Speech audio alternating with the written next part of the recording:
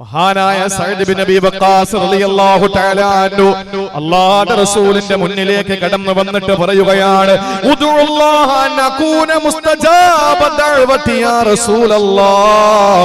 നബിയേ പടച്ചവനോടൊന്ന് ദുആ ചെയ്യോ, എനിക്ക് ഉത്തരം കിട്ടുന്ന ദുആക്ക് വേണ്ടിയിട്ട്, എന്റെ ദുആക്ക് അല്ലാഹു ഉത്തരം തരാൻ വേണ്ടിയിട്ട് അങ്ങ് ദുആ ചെയ്യോ നബിയേ. ആ സമയത്തെ ആരംഭ പൂവായ നബി തങ്ങൾ പറഞ്ഞിരുന്നെന്നറിയോ, യാ സഅദേ അത്തിബ മതഅമക തകുന മുസ്തജാബ ദഅവാ, അത്തിബ മതഅമക തകുന മുസ്തജാബ ദഅവാ. നീ കഴിക്കുന്ന ഭക്ഷണം നന്നായാൽ, നീ കഴിക്കുന്ന ഭക്ഷണം ഹലാൽ ഫുഡായാൽ അല്ലാഹുവിന്റെ റസൂൽ പറയുന്ന തകുന മുസ്തജാബ ദഅവാ, നിങ്ങളുടെ ദുആ അല്ലാഹു സ്വീകരിക്കും സഅദേ. അതുകൊണ്ട് ഞാൻ ദുആ ക്കണമെന്നില്ല, നിങ്ങളെ ഫുഡ് അങ്ങ് ക്ലിയർ ആക്കിയാൽ, ആമാശയത്തിലേക്ക് പോകുന്ന ഭക്ഷണമുണ്ടല്ലോ, പള്ളയിലേക്ക് പോകുന്ന ഭക്ഷണമുണ്ടല്ലോ, അത് ഹലാലായാൽ, അത് ആരിൽ നിന്നും പിടിച്ചു പറിക്കാത്തതായാൽ, അറുത്ത് കഴിക്കുന്ന ഇറച്ചിയുണ്ടല്ലോ, അത് അള്ളാഹുവിന്റെ നാമത്തിൽ അറുക്കപ്പെട്ടതായാൽ, അത് ഏതെങ്കിലും അള്ളാഹുവിന്റെ നാമത്തിലല്ലാതെ അറുക്കപ്പെട്ടതാകാതിരുന്ന എന്നാ നിങ്ങളുടെ ദുആ അല്ലാഹു സ്വീകരിക്കും സഅദേ. തല്ലിക്കൊല്ലാത്തതാകണം സഅദേ, നിങ്ങൾ കഴിക്കുന്നത് മുകളിൽ നിന്ന് വീണ് ചത്തതാകാത്തതാകണം സഅദേ, കള്ളക്കടത്ത് നടത്തി കൊണ്ടുവരാത്തതാകണം സഅദേ, പെണ്ണ് കച്ചവടം നടത്തി, കള്ള് കച്ചവടം നടത്തി, കഞ്ചാവ് കച്ചവടം നടത്തി, മോഷണം നടത്തിയിട്ട് ജീവിക്കുന്ന സമ്പാദിക്കുന്ന സമ്പാദ്യം കൊണ്ട് ഭക്ഷണം പാകം ചെയ്തതാകാതിരിക്കണം സഅദേ. എന്നാ തകുന മുസ്തജാബ ദഅവാ, നിങ്ങളുടെ ദുആ സ്വീകരിക്കപ്പെടുമെന്ന് ആദരവായ പ്രവാചകൻ നബി മുഹമ്മദ് മുസ്തഫ സല്ലല്ലാഹു അലൈഹി വസല്ലം തങ്ങൾ പഠിപ്പിച്ചു. അതുകൊണ്ടാണ് നമ്മൾ ഹലാൽ ഫുഡ് കഴിക്കാൻ പോകുന്നത്. അപ്പോ നമ്മൾ കഴിക്കുന്ന ഭക്ഷണം ഹലാലാവുക. അങ്ങോട്ട് കേൾക്കി, ശ്രദ്ധിച്ചോളി. 2, നമ്മൾ ധൃതി വെക്കാതിരിക്കുക. എന്നാൽ നമ്മുടെ ദുആ എന്ത് ചെയ്യും? അല്ലാഹു സ്വീകരിക്കും. അല്ലാഹു അതിന് തൗഫീഖ് നൽകി അനുഗ്രഹിക്കുമാറാവട്ടെ. അപ്പൊ സഅദ് ബിൻ അബീ വഖാസ് തങ്ങൾ എന്ത് പറഞ്ഞു? നീ കഴിക്കുന്ന ഭക്ഷണം നന്നായാൽ നിന്റെ ദുആ സ്വീകരിക്കുമെന്ന് പറഞ്ഞു. അദ്ദേഹത്തിന്റെ ദുആ സ്വീകരിച്ചില്ലേ അല്ലാഹു? ഒരു ചെറിയ സംഭവം പറഞ്ഞുതരാം, ഒറ്റ ചെറിയ സംഭവം. സഅദ് ബിൻ അബീ വഖാസ് റളിയല്ലാഹു അൻഹുവിന്റെ ദുആ സ്വീകരിച്ചതിന്റെ ഏറ്റവും വലിയ തെളിവെന്തെന്നറിയോ? സക്രാത്തിന്റെ ഹാല്. ഈ ലോകത്ത് നിന്ന് വിട പറയാൻ അടുത്തു. ആ സമയത്ത് പറക്കമുറ്റാത്ത മക്കള് സഅദ് റളിയല്ലാഹു അൻഹു. അദ്ദേഹം ദുആരന്നു, പടച്ചോനെ, യാ റബ്ബി, എന്റെ പടച്ചവനെ, ഇന്നലീ ബനീന സിഗാറ, എന്റെ എല്ലാ കുഞ്ഞുമക്കളാ അല്ലാഹ്, എന്റെ എല്ലാ കുഞ്ഞുമക്കളാണ്. അല്ലാഹുവേ, എന്റെ മരണമൊന്ന് പെൻഡിങ്ങിൽ വെക്കോ, എന്റെ മരണമൊന്ന് പിന്തിപ്പിക്കുമോ. എന്റെ മക്കൾക്ക് പ്രായപൂർത്തിയാകട്ടെ, എന്നിട്ട് എനിക്ക് മരിച്ചാ മതിയല്ലാ. ഈ ഒരു തൗഫീഖ് എനിക്ക് തരുവോ തമ്പുരാനെ. സഅദ് ബിൻ അബീ വഖാസ് റളിയല്ലാഹു അൻഹു ദുആ ചെയ്തു. സഹോദരങ്ങളെ, ചരിത്രം പറയുന്നത് ഫഅഖറ അൻഹു 20 സന, അത് കഴിഞ്ഞ് 20 കൊല്ലം കഴിഞ്ഞ സഅദ് റളിയല്ലാഹു അൻഹു മരണപ്പെട്ടത്. മരിക്കാൻ നേരത്ത് അദ്ദേഹം ആത്മാർത്ഥമായി ദുആരന്നു, നിന്റെ ഭക്ഷണം നന്നാക്കെങ്കിൽ നിന്റെ ദുആ സ്വീകരിക്കുമെന്ന് പറഞ്ഞല്ലോ. അവര് മോശമായ ഭക്ഷണം കഴിച്ചത് കൊണ്ടല്ല, നമ്മളെ പഠിപ്പിക്കാൻ വേണ്ടി പറഞ്ഞതാ. അപ്പോ വിഷമിക്കണ്ട, നിങ്ങളെ ഭക്ഷണമൊക്കെ റാഹത്തല്ലേ, അപ്പൊ നിങ്ങളുടെ ദുആ അല്ലാഹു സ്വീകരിക്കും. ഹലാലായത് മാത്രം കഴിച്ചാൽ മതി. ഒരാളിൽ നിന്ന് എരന്ന് വാങ്ങുന്നത്, അതുപോലെ അവരെ വേദനിപ്പിച്ച് വാങ്ങുന്നത്, അവരിൽ നിന്ന് തട്ടിപ്പറിച്ചെടുക്കുന്നത്, പള്ളിയാണെങ്കിൽ പോലും അല്ലേ, പിടിച്ചുപറിക്കപ്പെട്ട പള്ളിയിൽ നമസ്കരിച്ചാൽ ബാധ്യത വീടി കൂലി ലഭിക്കില്ല. വെറുതെ കുറഞ്ഞു പോകുന്നു, ബാധ്യത വീടി. പിടിച്ചു പറിക്കപ്പെട്ട ഈ വസ്ത്രം ധരിച്ചുകൊണ്ട് നിസ്കരിച്ചാൽ നമസ്കാരം, അത് ബാധ്യത വീടി, ഹക്ക് വീടി, പക്ഷെ കൂലിയില്ല. ഇതേപോലെയാണ് ഭക്ഷണം, ഏതും പരിഹരിക്കാം. പക്ഷെ ഒരു ഈത്തപ്പഴ കുരുവിന്റെ അളവ് നമ്മുടെ പള്ളയിൽ ഹറാമ് പോയിട്ടുണ്ടെങ്കിൽ രക്ഷയില്ല. അത് ഉൽപ്പാദിപ്പിക്കപ്പെട്ട രക്തസിരകളിലൂടെ ഓടുന്ന കാലത്തോളം നമുക്ക് എന്ത് ചെയ്യില്ല, നമ്മുടെ ദുആ അല്ലാഹു സ്വീകരിക്കൂല. അതുകൊണ്ട് ഇതുവരെ ചെയ്തതൊക്കെ പോട്ടെ, നിങ്ങളൊക്കെ പാപികൾ, ഞാനും നല്ലവൻ എന്നുള്ള അർത്ഥത്തിലല്ല പറയുന്നത്. ഞാൻ നിങ്ങളിൽ ഒരാളായി കസേരയിലുണ്ട്, ഇവിടെ ഖുർആനാ നിങ്ങളോടും എന്നോടും സംസാരിക്കുന്നത് എന്ന അർത്ഥത്തിൽ എടുത്താൽ മതി. നമ്മൾ ഇതുവരെ ചെയ്ത അങ്ങനെ എന്തെങ്കിലുമൊക്കെ പാളിച്ചിട്ടുണ്ടെങ്കിൽ റബ്ബിനോട് പൊറുക്കലിനെ ചോദിക്കും, അല്ലാഹ് പുറത്തു തരും. എന്നിട്ട് ഇനി നമ്മുടെ പട്ടിണി കിടന്നാലും മരിച്ചാലും ഇൻഷാ അല്ലാഹ് ഹറാം ഞാൻ തിന്നൂല. ഹറാം എനിക്ക് മരണമാണ് എനിക്ക് അതിന്റെ പേരിൽ കിട്ടുന്നതെങ്കിൽ അൽഹംദുലില്ലാ, ഞാൻ വിശന്ന് മരിച്ചാൽ എനിക്ക് ഷഹീദിന്റെ കൂലിയല്ലേ. എന്റെ വയറിനകത്ത് വയർ കാളിയിട്ട് ഞാൻ മരിച്ചാൽ അൽ ബത്നു ഷഹീദ് നബി മുഹമ്മദ് മുസ്തഫ എന്ന് പറഞ്ഞാൽ ഉദര സംബന്ധമായ രോഗം കൊണ്ട് മരിച്ചു പോയാൽ ഷഹീദിന്റെ കൂലിയല്ലേ. പിന്നെന്താ വേണ്ടത്? അപ്പൊ അതുകൊണ്ട് പട്ടിണി കിടന്നാലും കുഴപ്പമില്ല, ഹറാം എന്റെ പള്ളയിൽ പോകൂല എന്നൊരു തീരുമാനം എടുക്ക്. ഭർത്താവ് പലിശക്കാരനാണ്, ലോട്ടറി എടുക്കുന്നവനാണെങ്കിൽ പറഞ്ഞു കൊടുക്ക്, ഇതെടുക്കരുത്, ഇതെനിക്കും മക്കൾക്കും തരരുത്, ഞങ്ങള് പട്ടിണി കിടന്നോളാമെന്ന് പറയും. ഇല്ലെങ്കിൽ നിന്റെ ദുആകൾ എങ്ങനെ സ്വീകരിക്കും? അതുകൊണ്ട് എന്റെ പ്രിയപ്പെട്ട സഹോദരങ്ങളെ, ഈ വക കാര്യങ്ങളൊക്കെ നമ്മൾ ഒഴിവാക്കിക്കൊണ്ട് നമ്മൾ കഴിക്കുന്ന ഭക്ഷണം, ഭാരത്തുകളിൽ എന്തെങ്കിലുമൊക്കെ വീഴ്ച സംഭവിച്ചു പോയി, ഞാൻ ലാഘവത്തോടെ കാണാൻ വേണ്ടി പറയുന്നതല്ല, പക്ഷെ ഞാൻ പറയുന്നത് അതൊക്കെ നമ്മുടെ ഗഫൂറായ അല്ലാഹ് നമുക്ക് പുറത്തു തരും. പക്ഷെ ഉള്ളിൽ കടന്നു പോയാൽ തീർന്നില്ലേ? അതുകൊണ്ട് ഗൗരവത്തോടെ ആ വിഷയം കാണുക എന്റെ സഹോദരങ്ങളെ. അതുകൊണ്ട് തന്നെ സഅദ് ഇബ്നു അബീ വഖാസ് റളിയല്ലാഹു അൻഹു മരിക്കാൻ നേരത്ത് ദുആ ചെയ്തു, ഇന്നലി ബനീന സിഗാറ, എല്ലാം കുഞ്ഞു മക്കളാ പടച്ചോനെ, അഖിർ അനിൽ മൗത ലിയബ്ലുഹു, എന്റെ മക്കൾ ഒന്ന് പറക്കമുറ്റുന്നത് വരെ, അവർക്കൊന്ന് പിന്നെ ഒരു നല്ല നിലയിൽ എത്തുന്നത് വരെ, പ്രായപൂർത്തിയാകുന്നവരെ. അപ്പൊ നിങ്ങൾ ചിന്തിക്കും, ലാ യസ്തഖിറുന സഅതൻ വലാ യസ്തഖദിമൂൻ, ഒരു സെക്കൻഡ് മുന്തുകയും പിന്തുകയും ചെയ്യൂലല്ലോ മരണം. ശരിയാ, പക്ഷെ അല്ലാഹു അദ്ദേഹത്തിൽ എഴുതിയിരിക്കുന്നത് അദ്ദേഹത്തിന്റെ മരണസമയത്ത് ഈ ദുആ ചെയ്യുമെന്നും അത് കാരണം 20 വർഷം കൂടി പെൻഡിംഗ് ആക്കുമെന്നും അല്ലാഹു എഴുതി വെച്ചിരിക്കുകയാണ്. അല്ലാഹു മനസ്സിലാക്കാനുള്ള തൗഫീക്ക് നൽകി അനുഗ്രഹിക്കുമാറാവട്ടെ. അതുകൊണ്ട് സഹോദരങ്ങളെ, നമ്മുടെ ജീവിതത്തിൽ നമ്മുടെ ദുആ ഏറ്റവും നല്ല നമ്മുടെ പ്രശ്നങ്ങൾക്കുള്ള പരിഹാരമാണ്. നമ്മൾ മുറുകെ പിടിക്കണം. ആ ദുആ നമ്മൾ മുറുകെ പിടിച്ചുകൊണ്ട് നാം ജീവിതത്തിൽ യാത്ര ചെയ്യണം. നമുക്ക് അല്ലാഹു നമ്മൾ ഒരിക്കലും ഹറാമായ ഭക്ഷണം കഴിക്കാൻ പാടില്ല. 1, 2 ധൃതി വെക്കാൻ പാടില്ല. 3ാമത് ചില ആളുകൾക്കുണ്ട്, എന്തെന്നറിയോ, ചില ആളുകൾ അള്ളാഹുവിന് ഈ ചില തെരഞ്ഞെടുക്കാനുള്ള അവകാശം കൊടുക്കും. എങ്ങനെയെന്നറിയോ? പടച്ചോനെ, നിനക്ക് തോന്നണമെങ്കിൽ നീ പുറത്തു, അത് അഹങ്കാരത്തിന്റെ വാചകമാണ്. നിനക്ക് പറ്റുമെങ്കിൽ നീ ചെയ്ത തമ്പുരാനെ, നിനക്ക് പറ്റുമെങ്കിൽ ഇതൊരിക്കലും പാടില്ലെന്നാണ്. ലാ യഖൂലന്ന അഹദുകും അല്ലാഹുമ്മ ഗ്ഫിർ ലീ ഇൻ ശിഅത അല്ലാഹുമ്മ അർഹംനി ഇൻ ശിഅത ലിയസിമിൽ മസ്അല ഫഇന്നഹു ലാ മുക്രിഹ ലാ റവാഹുൽ ബുഖാരി. നബി മുഹമ്മദ് മുസ്തഫ സല്ലല്ലാഹു അലൈഹി വസല്ലമ തങ്ങൾ പറയുകയാണ്, ഒരിക്കലും നിങ്ങൾ അല്ലാഹുവിനോട് പറയരുത് അല്ലാഹുമ്മ ഗ്ഫിർ ലീ ഇൻ ശിഅത, നിനക്ക് പറ്റുമെങ്കിൽ നീ എനിക്ക് പുറത്തു താ അല്ലാ, നിനക്ക് ഉദ്ദേശം ഉണ്ടെങ്കിൽ നീ പുറത്തു താ അല്ലാ, നിനക്ക് മനസ്സുണ്ടെങ്കിൽ പുറത്തു താ അല്ലാ. അല്ലാഹുമ്മ റഹംനി ഇൻ ശിഅത, നിനക്ക് പറ്റുമെങ്കിൽ നീ എനിക്ക് കരുണ ചൊരിയണേ അല്ലാ. ഇതൊരിക്കലും പറയാൻ പാടില്ലത്രേ. എന്തുകൊണ്ടാണ് റസൂലുള്ളാഹി പറയുന്നു, ലിയസിമിൽ മസ്അല, ചോദിക്കുമ്പോ അവനെ അസ്മ ചെയ്യട്ടെ, ഉറപ്പിച്ചിട്ട് പറയട്ടെ. അവന്റെ ചാഞ്ചാട്ടം അല്ലാഹുക്ക് വേണ്ട. ഫഇന്നഹു ലാ മുക്രിഹ ലഹ, അല്ലാഹുവിനോട് ബലാത്കാരം ചെയ്യാൻ, അവനെ നിർബന്ധിക്കാൻ, അവനെ കീർത്തിക്കാൻ നമ്മളാളല്ല. അതുകൊണ്ട് പ്രിയപ്പെട്ട സഹോദരങ്ങളെ, ഒരിക്കലും പടച്ചവനോട് അങ്ങനെ പറയരുത്. ഈ 3 കാര്യങ്ങൾ നമ്മൾ ഏറ്റവും നല്ല ഒരു വലിയ സന്ദേശമായി നമ്മുടെ ജീവിതത്തിൽ നമ്മൾ കുറിച്ചിടുക.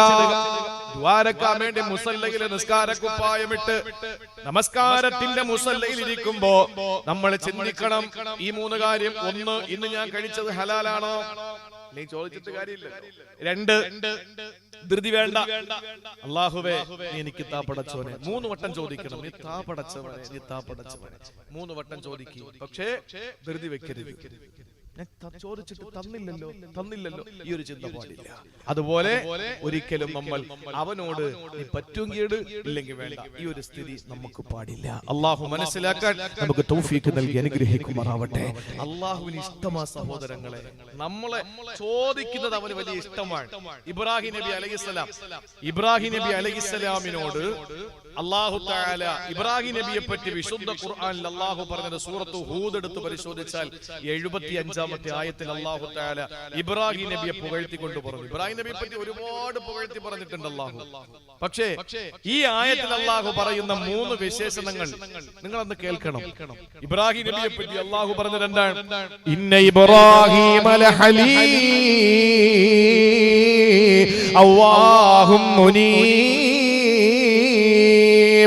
ഇന്ന ഇബ്രാഹിം നബി ഉണ്ടല്ലോ, മനുഷ്യനാഗരികരുടെ പ്രഭിതാമകനായ സയ്യിദുനാ ഖലീലുല്ലാഹി ഇബ്രാഹിം, അല്ലാഹു വേണ്ടി തന്റെ പൊന്നുമോനെ കൊടുക്കാൻ തയ്യാറായ അല്ലാഹു നമുക്ക് നമ്മളോട് ഇമാമാകാൻ അല്ലാഹുവിന്റെ ഹബീബായ പ്രവാചകനോട് പോലും പറഞ്ഞത് മില്ലത്ത് ഇബ്രാഹിമിനെ പിൻപറ്റാനാ.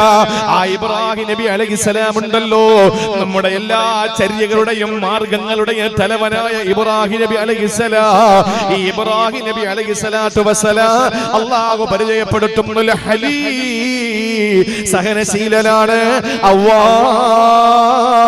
അനുകമ്പയുള്ളവനാണ്, മുനീബ്, പശ്ചാത്തപിക്കാനുള്ള മനസ്സുള്ളവനാണ്. ഇതിൽ എന്റെ സഹോദരങ്ങളെ മഹാനായ ഇബ്നു മസ്ഊദ് റളിയല്ലാഹു തആല അൻഹു പറയുകയാണ്, ഈ അവ്വാഹ് എന്ന് പറഞ്ഞാൽ അതിന്റെ അർത്ഥം എന്തെന്നറിയോ? കസീറുദ്ദുആ, കൂടുതൽ ദുആ ചെയ്തിട്ടുള്ള പ്രവാചകനാരാ? ഇബ്രാഹിം നബിയുടെ ചരിത്രമെടുത്തെന്ന് പരിശോധിച്ചു നോക്കെല്ലാം പറയാൻ നമുക്ക് സമയമില്ല. ഇബ്രാഹിം നബിയുടെ ചരിത്രം ആദ്യം മുതൽ അവസാനം വരെ A to Z നമ്മളൊന്ന് പരിശോധിച്ചാൽ മുഴുവനും ദുആയാണ്. ഇബ്രാഹിം നബി മുഴുവനും ദുആയായിരുന്നു.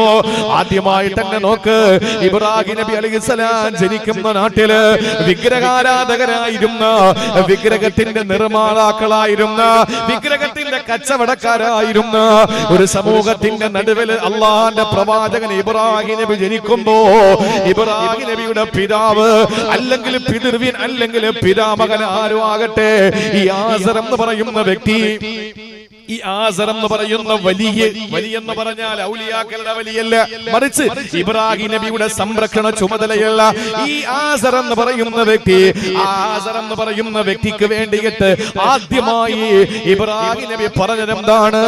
വഗ്ഫിരി ലി അബീ ഇന്നഹു കാന മിനദ്ദാല്ലീൻ. പടച്ചവനെ എന്റെ വാപ്പാക്ക് പുറത്തു കൊടുക്കണേ അല്ലാ, അല്ലെങ്കിൽ കൊച്ചാപ്പ അല്ലെങ്കിൽ ഉപ്പാപ്പ ആരായാലും അറബികൾ അല്ലെങ്കിൽ ഖുർആൻ അബ് എന്നാണ് പറയുന്നത്, ഏതായാലും ആസറിന് പുറത്തു കൊടുക്കണേ അല്ലാ. കാരണം എന്തെന്നറിയോ?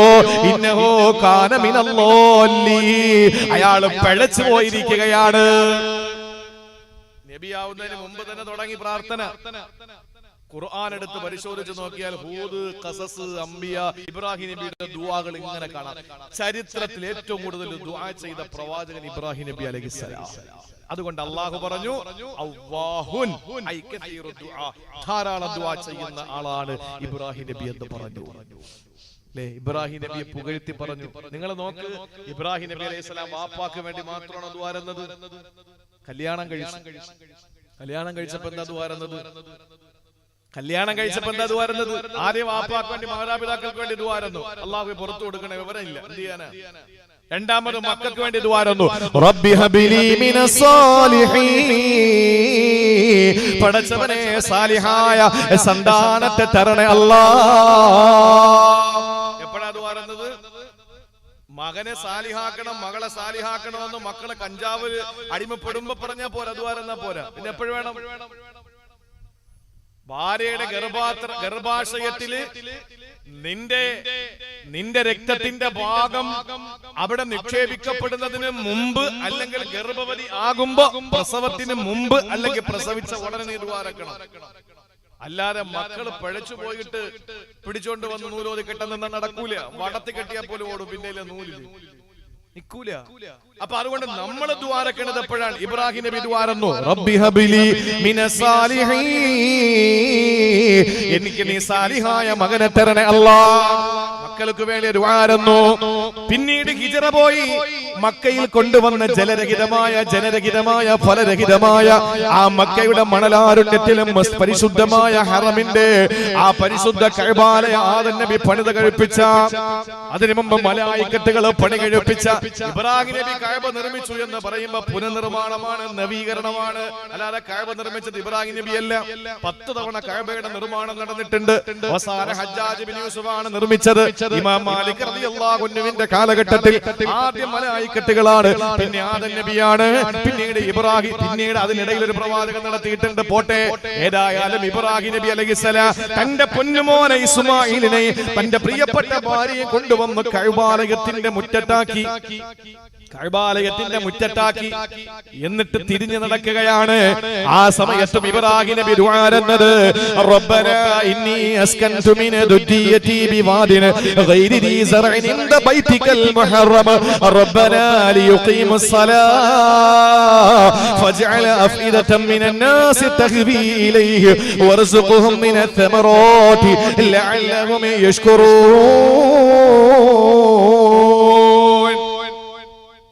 ചെറിയ പ്രായത്തിൽ മോനെ കൊണ്ടുവന്ന് പള്ളി മുറ്റത്താക്കിയിട്ട് ദ്വാരം എന്താണ്? റബ്ബനാ ലിയുഖീമുസ് സലാഹ, പടച്ചോനെ ഞാൻ ഇവിടെ പള്ളി കൊണ്ടുവന്നാക്കിയത് നമസ്കാരമുള്ളവനാകാൻ വേണ്ടിയിട്ടാണ്. ഇബ്രാഹിം നബിയുടെ മാതൃക, ചെറിയ പ്രായത്തിലെ മക്കളെ പള്ളിയിൽ വിടണം. ആദ്യം മദ്രസയിൽ മൂത്ത കുട്ടി പോകുമ്പോ ഇളയ കുട്ടിയെ കൂടെ വിടണം മക്കളെ. എന്തിനാണ്? അവര് വരുമ്പോ പള്ളിയുമായി, മദ്രസയുമായി, മസ്ജിദുമായി ഒരു ബന്ധം ഉണ്ടാവും. അത് ഇബ്രാഹിം നബിയുടെ മില്ലത്താണത്. നേരെ കൊണ്ടുപോ ചെറിയ പ്രായത്തിലാക്കുമ്പോ എന്തിനാ? ചെറിയ പ്രായത്തിലുള്ള ഈ മോൻ നിസ്കാരക്കാരനാണോ? അല്ല. അപ്പൊ എന്താ പറഞ്ഞത്? ഞാൻ ഇവിടെ കൊണ്ടുവന്നാക്കുന്നത് എന്റെ മകൻ നിസ്കാരക്കാരനാകാൻ വേണ്ടിയാണ്. റബ്ബനാ ലിയുഖീമുസ് സലാഹ. എന്നിട്ട് പറഞ്ഞ എന്താ? ഫജ്അൽ അഫ്ഇദതൻ മിനൻ നാസി തഹ്വി ഇലൈഹി, ലോകത്തുള്ള മുഴുവൻ മനുഷ്യരുടെയും മനസ്സിനകത്ത് ഈ പ്രദേശത്തോട് താല്പര്യം കൊടുക്കണം. ഇന്നും നമ്മൾ വീർപ്പൂട്ടിയിരിക്കുന്നത് 2 കൊല്ലമായി ഉംറയ്ക്കും ഹജ്ജിനും പോയിട്ട്. അല്ലാഹുവേ, എത്രയും വേഗം വിശുദ്ധ ഹറമുകൾ തുറന്ന് പരിശുദ്ധമായ ഹറമിലേക്ക് പാറി പറന്ന് ചെന്ന് അവിടുത്തെ പരിശുദ്ധമായ കഅബയുടെ കില്ല പിടിച്ച് കരഞ്ഞ് പരിശുദ്ധ ഹുജറ ശരീഫിന്റെ മുന്നിൽ വന്ന് നേരിട്ട് അസ്സലാമു അലൈക യാ സയ്യിദി യാ ഖൽബി യാ ഹബീബി യാ കബ്ദി യാ റസൂലല്ലാഹി എന്ന നെഞ്ച് പൊട്ടിയിട്ടൊന്ന് സലാം പറയാനുള്ള തൗഫീക്കിന് വേണ്ടിയിട്ടല്ലേ ഇന്ന് നമ്മൾ ദ്വാരക്കുന്നത്? കാരണം എന്താണ്? നമുക്ക് ആ നാട്ടിനോട് തന്നെ അത് ഒരിക്കലും നമ്മൾ സ്വദേശത്തോടുള്ള ദേഷ്യം കൊണ്ട് വിദേശത്തേക്ക് കൂറ് കാണിക്കുന്ന, അങ്ങനെ ആളുകൾ പറയുന്നത് 5 നേരം തിരിഞ്ഞ് സൗദിയിലേക്ക് തിരിക്കുന്നവർക്ക് വിദേശത്തോടാണ് കൂറെന്ന് പറയുന്ന ആളുകളുണ്ട്. എന്റെ പ്രിയപ്പെട്ട സഹോദരങ്ങളെ, നിങ്ങൾ ആലോചിച്ചു നോക്കൂ. അല്ലാഹുവിന്റെ പ്രവാചകന്റെ ദുആ അല്ലാഹു സ്വീകരിച്ചു. എന്നിട്ട് പറഞ്ഞ എന്താ? വർസുഖുഹും മിനസ് സമറാത്ത്, അല്ലാഹു ഇനി അവർക്ക് ആവശ്യമായ ഫ്രൂട്ട്സ് എത്തിച്ചു കൊടുക്കണേ. പച്ചക്കറി, ഫ്രൂട്ട്സ്, ആവശ്യമായ വിഭവങ്ങൾ അവിടെ എത്തിച്ചു കൊടുക്കണേ അല്ലാഹ്. എടാ, ഇവിടെ നിന്നാണ് അണ്ടിപ്പരിപ്പ് കയറ്റി വിടുന്നത്. പക്ഷെ നമ്മൾ ഹജ്ജിനും ഉംറയ്ക്കും പോയിട്ട് അവിടെ അണ്ടിപ്പരിപ്പ് വെച്ചോണ്ട് ഇല്ലേ? കാരണം എന്താ? അവിടത്തത് കൊണ്ടുവരുമ്പോ അതിനൊരു ഒരു പ്രത്യേകതയുണ്ട്. ഇവിടെ എല്ലാ സാധനങ്ങളും ഇവിടെ നിന്ന് കയറ്റുമതി ചെയ്യുന്നതാണ്. അപ്പൊ അവിടെ നിന്ന് വാങ്ങി വരാനൊരു പ്രത്യേക രസമുണ്ട്. അതെന്തുകൊണ്ടാണ്? എല്ലാം അവിടെ കിട്ടും. അവിടെ കെമിക്കലില്ല, അവിടെ തട്ടിപ്പില്ല, അകത്തായി പോകും. ഇന്നിപ്പോ വാഴക്കപ്പം പൊരിക്കുന്ന എണ്ണയെ തന്നെയാണ് പരിപ്പോട പൊരിക്കുന്നത്. അതേ എണ്ണ തന്നെ ഉള്ളിവട പൊരിക്കും, അത് തന്നെയാണ് സമൂസ പൊരിക്കും, അത് തന്നെയാണ് പിന്നെ പിറ്റേ ദിവസം മീൻ പൊരിക്കുന്നത്. ഇതെല്ലാം കൂടെ മനുഷ്യടിച്ച് കയറ്റിയിട്ട് ഇപ്പൊ എന്താ സംഭവിക്കുന്നതെന്നറിയോ? ക്യാൻസർ പിടിച്ചിട്ട് 100ൽ 99 പേർക്കും ക്യാൻസർ. 99 പേർക്കും ക്യാൻസർ. അള്ളാഹു കാര്യങ്ങൾ മനസ്സിലാക്കാനും ജീവിതത്തിൽ പ്രാവർത്തികമാക്കാനും അവന്റെ പ്രത്യേകമായ സംരക്ഷണം ലഭിക്കാനും അള്ളാഹു തൗഫീഖ് നൽകി അനുഗ്രഹിക്കുമാറാവട്ടെ. അവിടെ അതൊന്നും നടക്കൂല. അവിടെ കൃത്യമായ വാച്ചിങ് ഉണ്ട്. അത്രയും സുരക്ഷിതത്വം, അത്രയും സുഭിക്ഷത, അത്രയും മാന്യത വെച്ച് പുലർത്തുന്നവരാണ്. അതെന്തുകൊണ്ടാ? ഇബ്രാഹിം നബിയുടെ ദുആ. അല്ലാഹുവേ, നീ അവിടെ അവർക്കാവശ്യമായ വിഭവങ്ങൾ എത്തിച്ചു കൊടുക്കണമെന്ന ദുആ. അവിടെയും ഇബ്രാഹിം നബി ദുആയായിരുന്നു. ഞാൻ 2-3 ഉദാഹരണം പറഞ്ഞതേ ഉള്ളൂ. പിന്നീട് കഅബ നിർമ്മിച്ചു. അപ്പോഴും ദുആ എന്താ? റബ്ബനാ തഖബ്ബൽ മിന്നാ ഇന്നക അൻത സമീഉൽ അലീം. പടച്ചോനെ നീ സ്വീകരിക്കണേ അല്ലാഹ്, നീ സ്വീകരിക്കണേ റബ്ബേ ദുആ. അത് കഴിഞ്ഞിട്ട് എങ്ങനെ ഹജ്ജ് ചെയ്യണമെന്നറിയില്ല, അല്ല പറഞ്ഞു വിളിക്കാൻ പറഞ്ഞു വിളിച്ചു. പക്ഷെ അറിയണ്ടേ അവിടെയും ദുആറന്നു, റബ്ബനാ വജഅൽനാ മുസ്ലിമൈനി ലക് വമിൻ ദുരിയതിനാ ഉമ്മത്തൻ മുസ്ലിമത്തൻ ലക് വഅരിനാ മനാസികനാ വതുബ് അലൈനാ. പടച്ചവനെ എന്നെയും എന്റെ മകനെയും മക്കളെയും എന്റെ പരമ്പരകളെയും അല്ലാഹുവേ നീ മുസ്ലിം ആക്കണേ തമ്പുരാനെ. മാത്രമല്ല വഅരിനാ മനാസികനാ, ഹജ്ജ് എങ്ങനെ, ഉംറ എങ്ങനെ, മത്താഫിൽ തവാഫ് എങ്ങനെ, മസ്അയിൽ സഈ എങ്ങനെയാണ് റമൽ നടത്തം, എങ്ങനെയാണ് പിന്നെ മറ്റുള്ള കാര്യങ്ങളൊന്നൊക്കെ നീ എനിക്ക് പഠിപ്പിച്ചു തരണം തമ്പുരാനെ എന്ന് ദുആറന്നു. അവിടെയും ഇബ്രാഹിം നബിയുടെ ദുആ. അത് കഴിഞ്ഞിട്ടോ ദാഹം തീരുന്നില്ല. അവസാനം ദുആറക്കുക, പടച്ചോനെ ഇനി എന്റെ പരമ്പര ഒരുപാട് വരാനുണ്ട്. അപ്പോഴ് റബ്ബനാ വബഅസ് ഫീഹിം റസൂലൻ മിൻഹും, അല്ലാഹുവേ അവരിൽ നിന്ന് തന്നെ, അറബികളിൽ നിന്ന് തന്നെ ഒരു പ്രവാചകനെ എന്റെ അനന്തരാവകാശികൾക്ക് നീ കൊടുക്കണേ അല്ലാ, പിന്തലമുറക്കാർക്ക് കൊടുക്കണേ അല്ലാ. നബിതങ്ങൾക്ക് വേണ്ടി ദുആ ചെയ്ത ഒരു പ്രവാചകൻ ഇബ്രാഹിം നബി അലൈഹിസ്സലാം. എന്റെയും ബഹുമാനപ്പെട്ട സഈദ് ഉസ്താദിന്റെയും നേരത്തെ ഇവിടെ ദുആയിൽ തവസ്സുലാക്കി പറഞ്ഞ മഹാനായ ശൈഖുനാ ശൈഖുൽ ഹദീസ് കുളപ്പുറം ഉസ്താദ് ഖദ്ദസല്ലാഹു സിർറഹുൽ അസീസ് മഹാനവറുകൾ ഒരു ദിവസം അദ്ദേഹത്തിന്റെ നസീഹത്തിൽ പറഞ്ഞ കാര്യമാണ്. നമ്മൾ 5 നേരം നമസ്കാരത്തിൽ നമ്മൾ ഒരൊറ്റ പ്രവാചകന്റെ പേരെ പറയുന്നുള്ളൂ. അതേത് പ്രവാചകന്റെ പേരാ? ഏത് പ്രവാചകന്റെ പേരാ? ഇബ്രാഹിം നബിയുടെ പേര് അല്ലേ? ഇബ്രാഹിമിയ സ്വലാത്തിലൂടെ നമ്മൾ ഇബ്രാഹിം നബിയുടെ പേര് പറയുന്നു. വേറെ എത്ര പ്രവാചകന്മാരുണ്ട്? 136 പ്രാവശ്യം ഖുർആനിൽ പറഞ്ഞ മൂസാ നബിയുടെ പേര് പറയുന്നില്ല. നമുക്ക് തൊട്ടുടനെ കഴിഞ്ഞു പോയ ദാ വരുന്നുണ്ട് നിങ്ങളുടെ നേതാവെന്ന് പറഞ്ഞു പോയ അഹ്മദ് എന്ന് പറഞ്ഞ ഈസാ നബി എന്ന യേശുവിന്റെ പേര് പറയുന്നില്ല. വിശുദ്ധ ഖുർആനിൽ പരാമർശിക്കപ്പെട്ട 25 പ്രവാചകന്മാരിൽ ഒരു പ്രവാചകന്റെ പേര് മാത്രമേ നമ്മുടെ നമസ്കാരത്തിൽ 5 നേരവും നമ്മൾ പറയുന്നുള്ളൂ, മയ്യത്ത് നമസ്കാരത്തിൽ പറയുന്നുള്ളൂ. അതേത് പ്രവാചകൻ? ഇബ്രാഹിം നബി. എന്തുകൊണ്ടാണ് ഇത്രയും കടപ്പാട് നമുക്ക്? നിങ്ങൾക്കറിയോ? നിസ്കരിക്കുമ്പോൾ അത് ചെല്ലുമ്പോൾ നിങ്ങൾ ഓർത്തോ, ഇത് നമ്മൾ പറയുന്നത് നന്ദിയായിട്ടാ. നമ്മൾ ഈ ഇബ്രാഹിം നബിയുടെ പേര് നിസ്കാരത്തിൽ പറയുന്നത്, മയ്യത്ത് നമസ്കാരത്തിലും പറയുന്നത് നന്ദിയായിട്ടാ. നമ്മൾ നന്ദിയുള്ളവരായതുകൊണ്ടാണ്. എന്താ നന്ദി? നമുക്കൊരു ദൂതൻ വരണമെന്ന് ഇബ്രാഹിം നബി ആത്മാർത്ഥമായി ദുആ ചെയ്തു. റബ്ബനാ വബഅസ് ഫീഹിം റസൂലൻ, അല്ലാഹുവേ ഹബീബായ നബിയെ നീ കൊടുക്കണേ തമ്പുരാനെ എന്ന് നമുക്ക് വേണ്ടിയിട്ട് അല്ലാഹുവിനോട് ദുആ ചെയ്തു ഇബ്രാഹിം നബി. അവിടെയും ഇബ്രാഹിം നബി ദുആ ഒരു ലുബ്ധും കാണിച്ചില്ല. എന്നിട്ട് അവസാനം ഞാൻ നിർത്താന്ന് പറഞ്ഞാൽ ഈ ആ ഭാഗം ഒരു ദുആ ഇനിയുണ്ട്, ഇഷ്ടം പോലെ ഉണ്ട്, ഇഷ്ടം പോലെ ഇബ്രാഹിം നബിയുടെ ദുആ. അതൊന്നും പറയാൻ സമയമില്ല, നമ്മുടെ വിഷയത്തിൽ നിന്ന് മാറിപ്പോ അത് മാത്രം ഇങ്ങനെ പറയേണ്ടി വരും. ഏറ്റവും ഒടുവിൽ ലോകം അവസാനിക്കുന്നത് വരെയുള്ള വിശ്വാസികൾ എന്നെ പറ്റി നല്ലത് പറയണമെന്ന് ആഗ്രഹിച്ചു ദുആ ചെയ്തു. അതും നമ്മുടെ നമസ്കാരത്തിൽ ഇബ്രാഹിം നബിയുടെ പേര് പറയുന്നതിന് കാരണമാണ്. അദ്ദേഹത്തിന്റെ ദുആ അല്ലാഹു സ്വീകരിച്ചു. എന്താ പറഞ്ഞത്? വജഅലി ലിസാന സിദ്ഖിൻ ഫിൽ ആഖിരീൻ وجعل لي لسان صدق في الآخرين. അല്ലാഹുവേ ലോകാവസാനം വരെ വരുന്ന ആളുകളിൽ എന്നെ പറ്റി നല്ലത് പറയണേ അല്ലാ, നല്ലത് പറയണേ അല്ലാ. എന്റെ സഹോദരങ്ങളെ, വാപ്പ മരിച്ചാലും നമ്മൾ പറയും ഇബ്രാഹിം നബിയുടെ പേര്. ആ ഒരു നിലയിലെത്തി എല്ലാവരും നല്ലത് പറയുന്ന അവസ്ഥ എത്തിച്ചു. അല്ലാഹു മനസ്സിലാക്കാൻ തൗഫീക്ക് തരട്ടെ. അതുകൊണ്ട് സഹോദരാ, ഏത് വിഷമങ്ങൾ ഉണ്ടെങ്കിലും ദുആ മറക്കണ്ട, ധൃതി വെക്കല്ലേ, നല്ലത് കഴിക്കണേ. അല്ലാഹുവിനോട് പ്രത്യേക കീർത്തനം പാടില്ല, കീർത്തി പാടില്ല, കൽപ്പിക്കൽ പാടില്ല. അതല്ലാത്ത നിലയിൽ അല്ലാഹുവിന്റെ മുന്നിൽ കരങ്ങൾ നീട്ട്, അവന് ദുആ സ്വീകരിക്കും. ഉജീബു ദഅവത ദാഇദാ ദആ, ചോദിച്ചാൽ അവന് ഞാൻ ഉത്തരം കൊടുക്കുമെന്ന് അല്ലാഹുവിന്റെ പരിശുദ്ധ ഖുർആൻ. ഇന്ന് നമ്മൾ അനുഭവിക്കുന്ന ചില വിഷയങ്ങൾക്കുള്ള പരിഹാരം കൂടി പറഞ്ഞ് ഞാൻ അവസാനിപ്പിക്കാം. നമ്മൾ അനുഭവിക്കുന്ന ചില പ്രശ്നങ്ങളുണ്ട്. മാനസികമായി വലിയ സങ്കടത്തിലാണ് നമ്മളുള്ളത്, വലിയ സങ്കടമാണ്. അതുപോലെ പലർക്കും കടമുണ്ട്, രക്ഷപ്പെടണ്ടേ, കടങ്ങൾ മാറണ്ടേ. മനസ്സിന് വല്ലാത്ത വിഷമമാണ്, വല്ലാത്ത സങ്കടമാണ്. നമുക്ക് ഏതെങ്കിലും ഒരു വിഷയത്തിൽ നമുക്ക് സങ്കടമുണ്ടായാൽ നമുക്ക് നമ്മുടെ മുന്നിൽ നമ്മുടെ സല്ലല്ലാഹു അലൈഹി വസല്ലമ തങ്ങൾ ദുആ പഠിപ്പിച്ചു തന്നിട്ടുണ്ട്. നമ്മളത് പഠിക്കണം. കഷ്ടപ്പെട്ടാലേ നമ്മുടെ വിഷമങ്ങളൊക്കെ മാറൂ. നമ്മൾ പറയില്ലേ, 10 വിരൽ അനങ്ങിയാലേ 5 വിരൽ വായിലേക്ക് പോകും. എല്ല് മുറിയെ പണിയെടുത്ത പല്ല് മുറിയെ തിന്നാം എന്ന് പറഞ്ഞ് നമ്മൾ എന്തായാലും അധ്വാനിച്ചാലേ നമുക്ക് കാര്യം കിട്ടുള്ളൂ. നമുക്ക് സങ്കടങ്ങളും വിഷമങ്ങളും ഒക്കെ വരുമ്പോ നമുക്കൊരു പരിഹാരമുണ്ട്. അതിന് നമ്മൾ പഠിക്കണം. നമ്മൾ പഠിക്കണം.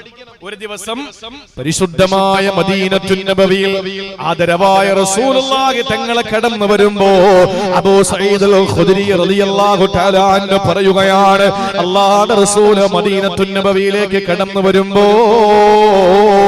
അൻസാരിയായ അബൂ ഉമാമ റളിയല്ലാഹു തആല അൻഹു, അൻസാരിയാണ്, മദീനക്കാരനാണ്. അബൂ ഉമാമ റളിയല്ലാഹു തആല അൻഹു മദീന പള്ളിയിലുണ്ട്. മുഖത്തേക്ക് നോക്കുമ്പോൾ അറിയാൻ വല്ലാത്ത സങ്കടത്തിലാണ്.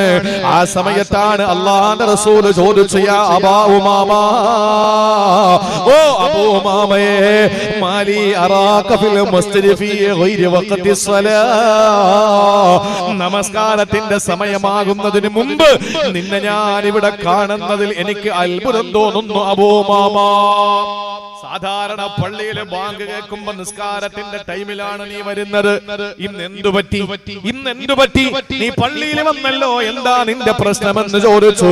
ആ സമയത്ത് അല്ലാഹുവിന്റെ റസൂലിനോട് പറയുകയാണ്, യാ റസൂലല്ലാഹ്, മനസ്സിനകത്ത് വല്ലാത്ത സങ്കടങ്ങളാ നബിയേ, എനിക്ക് മനസ്സിനകത്ത് വല്ലാത്ത സങ്കടമാണ്.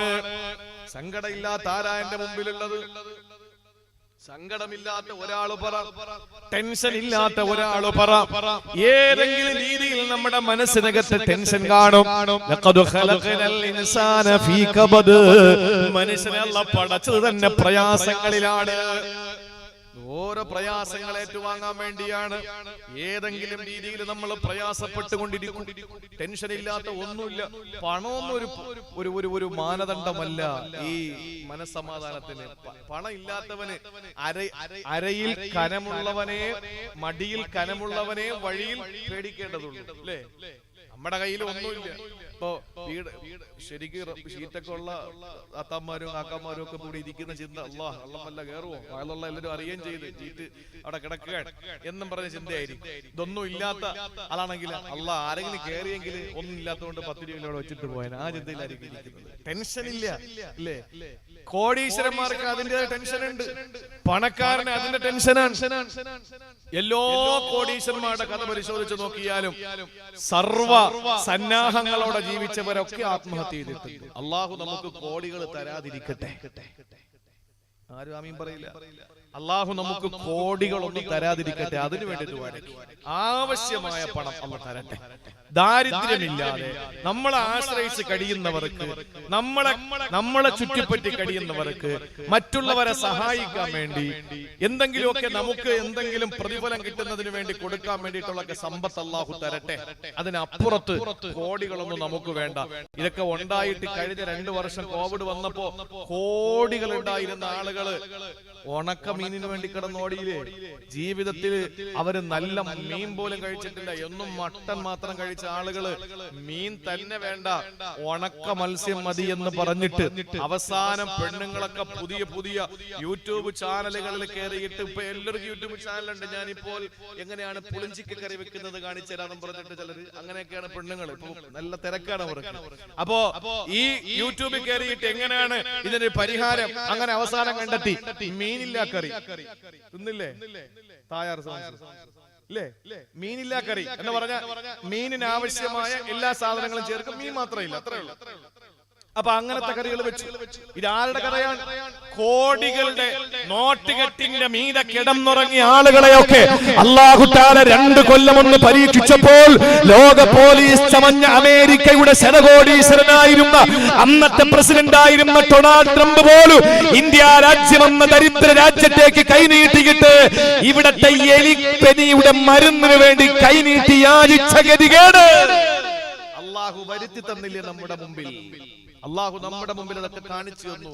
പൈസ ഉണ്ടായിട്ട് ഒരു കാര്യമില്ല സഹോദരങ്ങളെ. കോടീശ്വരന്മാരായ പല ആളുകളും വില കൂടിയ പെൻ ധരിച്ച്, വില കൂടിയ മുണ്ടും ഷർട്ടും ധരിച്ച്, വില കൂടിയ പാദരക്ഷ ധരിച്ച്, വില കൂടിയ വാഹനത്തിൽ കയറി, വില കൂടിയ പെർഫ്യൂം അടിച്ച് നടന്ന പല ആളുകളെയും ഈ കോവിഡ് കാലഘട്ടത്തിൽ അവരുടെ ശരീരത്തിൽ ധരിച്ചിരിക്കുന്ന വസ്ത്രം മാസങ്ങളോളം ആഴ്ചകളോളം ആശുപത്രി കിടക്കയിൽ കിടന്നപ്പോൾ അവര് മലമൂത്ര വിസർജനം ചെയ്ത് അത് അതുപോലും ഒന്ന് കഴുകി ശുദ്ധിയാക്കപ്പെടാൻ പറ്റാത്ത അവസ്ഥയില്, കുളിപ്പിക്കപ്പെടാൻ പറ്റാത്ത അവസ്ഥയില്, ബന്ധുക്കൾക്ക് അര കണ്ണ് കാണാൻ പറ്റാത്ത അവസ്ഥയില് പ്ലാസ്റ്റിക് കവറിൽ പൊതിഞ്ഞ് ഏതോ ആളുകൾ വന്ന് JCBയും ബുൾഡോസറും മണ്ണ് മാന്തി യന്ത്രം കൊണ്ട് മണ്ണ് മാന്തിയിട്ട് പപ്പടി കുഴിയിലേക്ക് കുഴിച്ചിട്ടു.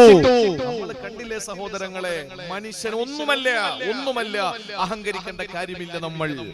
അതുകൊണ്ട് നമ്മുടെ പ്രതിസന്ധികളും പ്രശ്നങ്ങളും ഒക്കെ വരുമ്പോ, പ്രയാസങ്ങൾ വരുമ്പോ പിടിച്ചു നിൽക്കാൻ. ചില ആളുകൾ പറയും ആത്മഹത്യയാണ്. ആത്മഹത്യ എന്ന് പറഞ്ഞാൽ സഹോദരങ്ങളെ നമ്മൾ പരാജയപ്പെട്ടെന്നല്ലേ അർത്ഥം.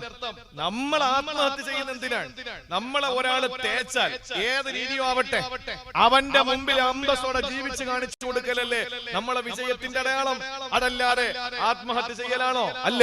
പ്രയാസങ്ങളും വിഷമങ്ങളും ഉണ്ടാകുമ്പോ പിടിച്ചു നിൽക്കാൻ വേണ്ടി അബൂ ഉമാമത്തുൽ അൻസാരി റളിയല്ലാഹു അൻഹു മദീനത്തുൻ നബവിക്കകത്തിരുന്ന് സങ്കടപ്പെട്ട് ഖിന്നനായി വല്ലാതെ വിഷമിച്ച് പ്രയാസപ്പെട്ടിരിക്കുമ്പോ കടന്നു വന്ന കാരുണ്യത്തിന്റെ തിരുദൂതർ ഹബീബായ നബി തങ്ങളോട് പറഞ്ഞത്, നബിയെ എനിക്ക് സഹിക്കാൻ പറ്റാത്ത മാനസിക വ്യഥ എന്നെ വേട്ടയാടുന്നു നബിയെ. ആ സമയത്ത് എന്താ റസൂലുള്ളാഹി തങ്ങൾ പറഞ്ഞു കൊടുത്തത്? അബൂ ഉമാമ അഫലാ ഉഅല്ലിമുക കലാമൻ, ഞാൻ നിനക്ക് കുറച്ച് കാര്യം പറഞ്ഞു തരട്ടെ. ഇതാരാ പറയുന്നത് സഹോദരങ്ങളെ?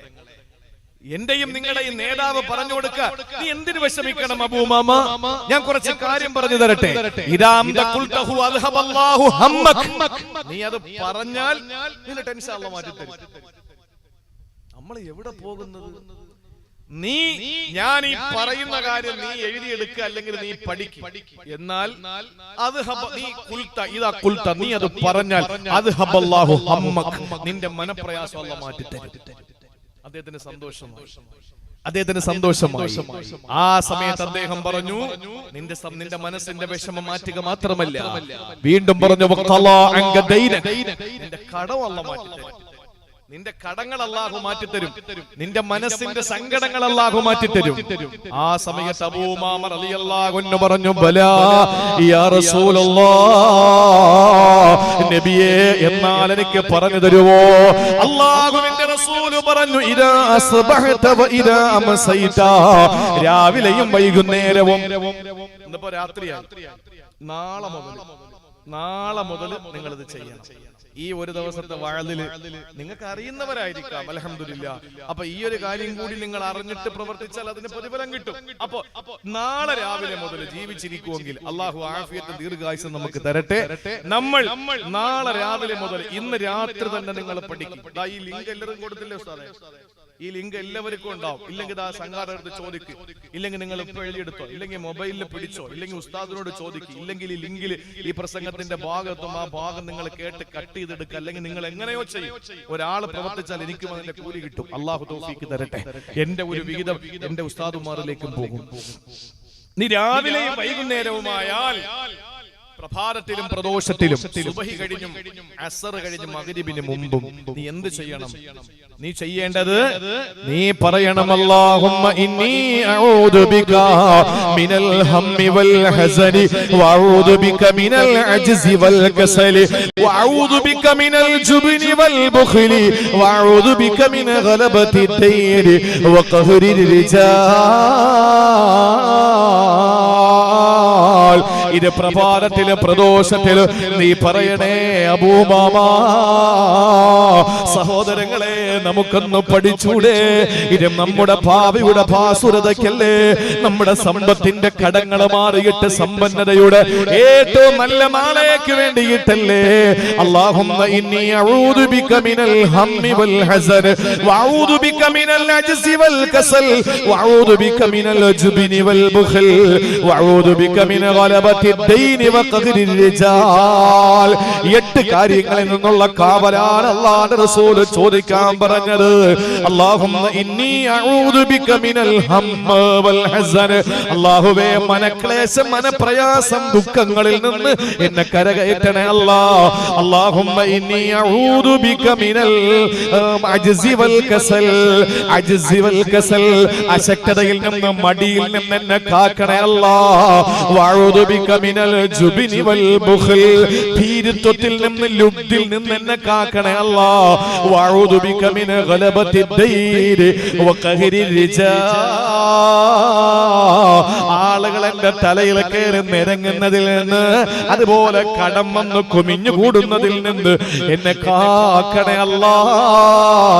ഇദാ സുബഹത വഅംസൈത, നീ പ്രഭാതത്തിലും പ്രദോഷത്തിലും ഈ ദുആ ചൊല്ലണമെന്ന് അബൂ ഉമാമത്തുൽ അൻസാരി റളിയല്ലാഹു അൻഹുവിനോട് തിരുദൂതർ പഠിപ്പിച്ചപ്പോ അല്ലാഹുവിന്റെ റസൂലിന്റെ പ്രിയ സഹാബിയായ അബൂ ഉമാമ തങ്ങൾ പറയുകയാണ്, ഫഫഅൽതു ദാലിക, ഞാനത് പ്രവർത്തിച്ചു. ഫഅദ്ഹബല്ലാഹു ഹമ്മി, അല്ലാ എന്റെ ഹമ്മെന്ന മനപ്രയാസം മാറ്റി തന്നു.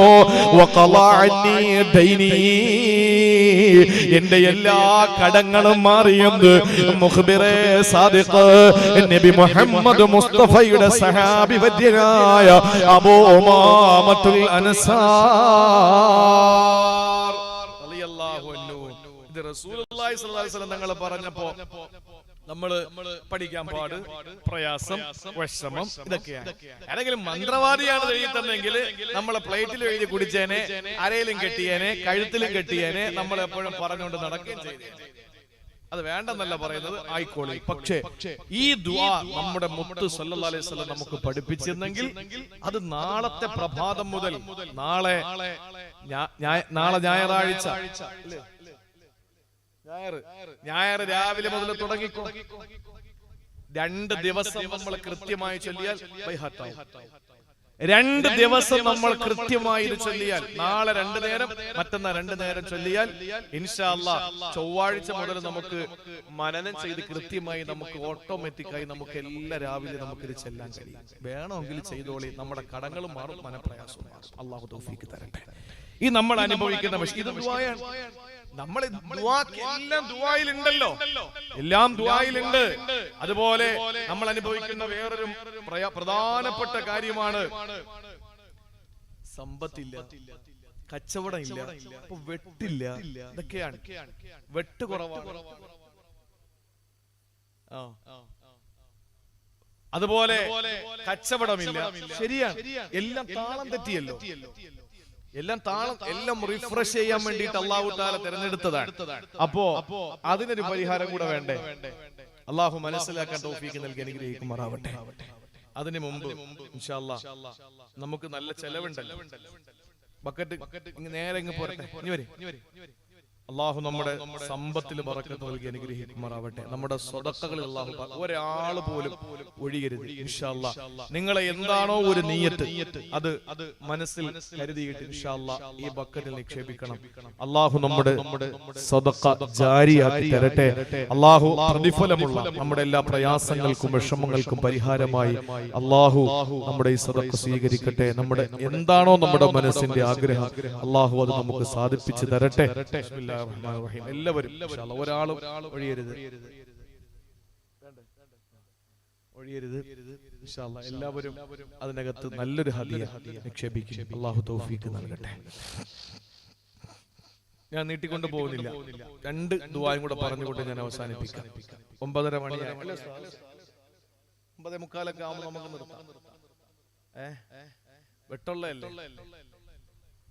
അപ്പോ രണ്ടാമതായി നമ്മൾ ശ്രദ്ധിക്കാനുള്ളത്, നമ്മൾ പറയുന്നു സാമ്പത്തിക പ്രതിസന്ധിയാണ്. കടമൊന്നുമില്ല, നേരത്തെ പറഞ്ഞ കടമുണ്ടെങ്കിലാണ്. ഇനി കടമൊന്നുമില്ല, പക്ഷെ എന്ത് ചെയ്യാൻ, കച്ചവടം ഇല്ല, തട്ടിമുട്ടിയൊക്കെ പോകുന്നു എന്നൊക്കെ പറയുമല്ലോ. അങ്ങനെ നമ്മുടെ ജീവിതത്തിൽ ഒരു ആവശ്യം, ഒരു സാഹചര്യം ഉണ്ടായാൽ നിങ്ങൾക്കതിന് പരിഹാരമുണ്ട്. ഇതാര് പഠിപ്പിച്ചു? മഹാനായ അബ്ദുല്ലാഹി ഇബ്നു ഉമർ റളിയല്ലാഹു തആല അൻഹുമാ ഒരാൾ മഹാനായ പ്രവാചക പ്രഭുവിന്റെ മുമ്പിലേക്ക് കടന്നു വന്നു. എന്നിട്ട് പറയുകയാണ്, ഇന്ന ദുനിയാ അദ്ബറത് അന്നീ വതവല്ലത്. നബിയേ, ദുനിയാവ് വല്ലാതെ എന്നിൽ നിന്ന് പിന്തിരിഞ്ഞു പോയിരിക്കുകയാ. സാമ്പത്തികമൊന്നുമില്ല, ദുനിയാവ് എനിക്ക് വല്ലാത്ത ഭാരമായി തോന്നിയിരിക്കുകയാണ്. കച്ചവടം ഇല്ല, ജീവിക്കാൻ വകയില്ല, വല്ലാത്ത പ്രയാസമാണ്. എന്താ വേണ്ടത് നബിയെ? അല്ലാഹുവിന്റെ റസൂൽ സല്ലല്ലാഹു അലൈഹി വസല്ലം ചോദിച്ചു, മലായികത്തുകളുടെ സലാത്തില്ലേ, അതുപോലെ ലോകത്തുള്ള മുഴുവൻ സൃഷ്ടികളുടെയും തസ്ബീഹില്ലേ, നിനക്ക് എന്താ വിഷമിക്കേണ്ടത്? നീ ഞാൻ ഈ പറയുന്ന കാര്യം ചെയ്യ്, എന്നാൽ നിന്റെ പ്രശ്നങ്ങൾക്ക് പരിഹാരമുണ്ട് എന്താണ് റസൂലുള്ളാഹി പറഞ്ഞതെന്നറിയോ? ഖുൽ ഇൻദ തുലൂഇൽ ഫജ്രി, കിഴക്കനെ ചക്രവാളത്തിൽ അരുണകിരണങ്ങൾ പ്രകടമാകുമ്പോ അഥവാ സൂര്യൻ ഉദിക്കുന്ന സമയത്ത്, ആ സമയത്ത് നീ ചെയ്യേണ്ടത് സുബ്ഹാനല്ലാഹി വബിഹംദിഹി സുബ്ഹാനല്ലാഹിൽ അലീം അസ്തഗ്ഫിറുല്ലാഹ്. സഹോദരങ്ങളെ, ചില റിവായത്തുകൾ വബിഹംദിഹി കൂടെ പറഞ്ഞിട്ടുണ്ട്. സുബ്ഹാനല്ലാഹി വബിഹംദിഹി സുബ്ഹാനല്ലാഹിൽ അലീം അസ്തഗ്ഫിറുല്ലാഹ്. ഇത് പ്രഭാതമാകുമ്പോ മിഅത മറ നീ 100 പ്രാവശ്യം ചൊല്ലിയാ തൽതിക ദുനിയാ സാഗിറ, ദുനിയാവ് നിന്റെ പിന്നാലെ വരുമെന്ന് അല്ലാഹുവിന്റെ ഹബീബ് നബി മുഹമ്മദ് മുസ്തഫ. രാവിലെ എപ്പോഴാ പറയേണ്ടത്? പ്രഭാത സൂര്യൻ പൊട്ടിവിടരുമ്പോ, കിഴക്കൻ ചക്രവാളത്തിൽ സൂര്യന്റെ കിരണങ്ങൾ പ്രകടമാകുമ്പോ, ആ സമയത്ത് അഥവാ സുബഹി നമസ്കാരം കഴിഞ്ഞ് നീ അവിടെ ഇരുന്ന് 100 തസ്ബീഹ് ചൊല്ലണം. എങ്ങനെയാ? സുബ്ഹാനല്ലാഹി വബിഹംദിഹി സുബ്ഹാനല്ലാഹിൽ അലീം അസ്തഗ്ഫിറുല്ലാഹ്.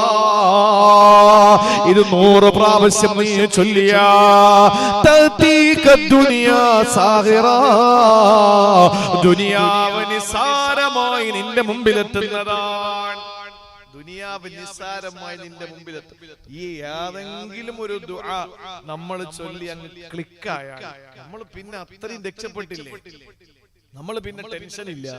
നമുക്ക് നമ്മുടെ ഇബാദത്തുകൾ മറ്റുള്ള കാര്യങ്ങളിലേക്ക് വ്യാപൃതരാകാൻ പറ്റുമല്ലോ. അതുകൊണ്ട് ജീവിതത്തില് നമുക്ക് ദുആ പഠിപ്പിച്ചു തന്ന നമ്മുടെ റസൂൽ സല്ലല്ലാഹു അലൈഹി വസല്ലം തങ്ങൾ എല്ലാ വിഷയങ്ങളിലും നമുക്ക് പരിഹാരം കാണിച്ചു തന്നു. വേറെ ഏതിലാണ് നമുക്ക് പരിഹാരം കാണിക്കാത്തത്?